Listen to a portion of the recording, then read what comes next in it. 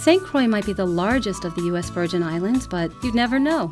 Its laid-back atmosphere and easygoing culture make it one of the most intimate and peaceful of the island group.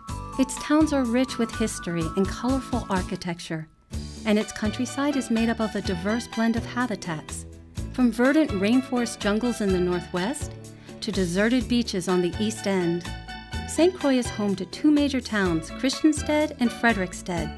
In Christiansted, the island's Danish heritage runs deep and can be easily spotted in the town's vividly colored Georgian buildings and the stone walls that surround the colonial bastion of Fort Christiansvern.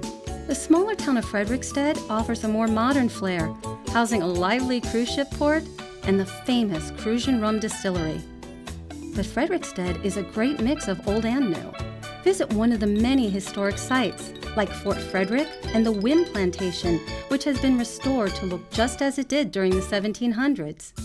Just a few miles from Frederiksted, high up in the mountains, the Virgin Islands Sustainable Farm is a model of sustainability and farm-to-table food.